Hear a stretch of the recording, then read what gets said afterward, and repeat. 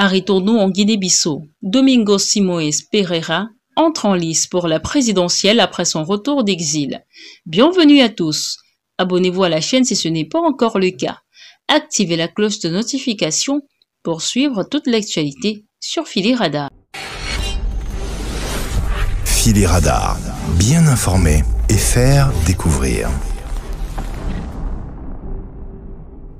De retour à Bissau après plusieurs mois d'exil volontaire, l'ancien Premier ministre Domingos Simoes Pereira a été officiellement désigné candidat à l'élection présidentielle du 23 novembre par son parti, le PEG. Samedi 21 septembre, le comité central du Parti africain pour l'indépendance de la Guinée et du Cap-Vert l'a investi comme candidat à la présidentielle à une écrasante majorité de 97,3%. L'opposant historique se positionne ainsi pour affronter le président sortant Umaro Sissoco Embalo. Dimanche, depuis sa résidence à Bissau, Domingos Pereira a prononcé un discours solennel d'acceptation, tenté à la fois d'engagement républicain et de critiques virulentes envers le régime en place.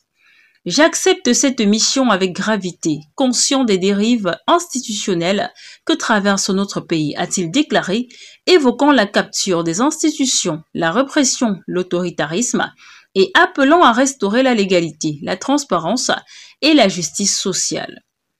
L'ancien chef du gouvernement avait quitté le pays en décembre dernier, invoquant des menaces contre sa sécurité à la suite de la dissolution de l'Assemblée nationale par le président Embalo.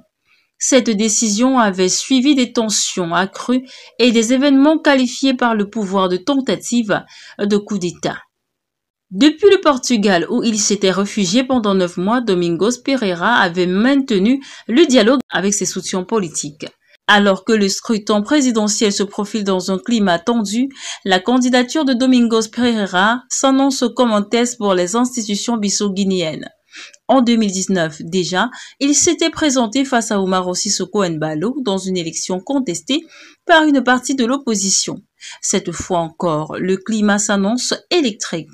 Le président sortant qui brigue un second mandat a pour sa part déclaré n'avoir aucun problème avec le retour de son rival, tout en avertissant qu'il ne tolérerait aucune remise en cause des résultats issus des urnes. Qui est en réalité Domingos Simoes Pereira? C'est le chef du PEG, parti qui a lutté pour l'indépendance de la Guinée-Bissau et du Cap-Vert, alors colonie portugaise obtenue en 1974.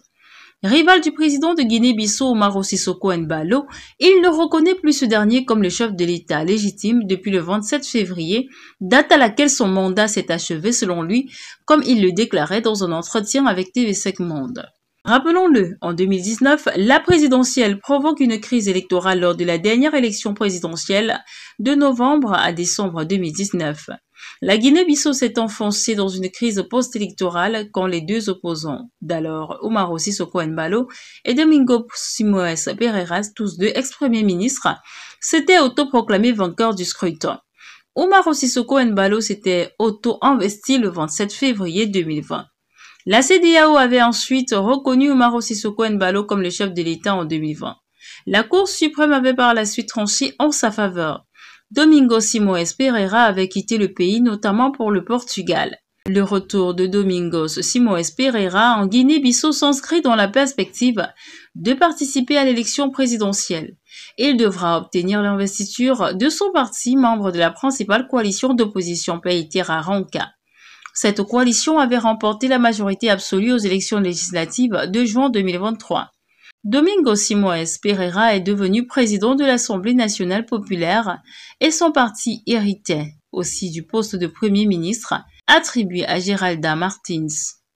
Abonnez-vous à la chaîne si ce n'est pas encore le cas. Activez la cloche de notification pour recevoir d'autres vidéos comme celle-ci. N'oubliez surtout pas de visiter notre site d'information le www.phillyradar.com.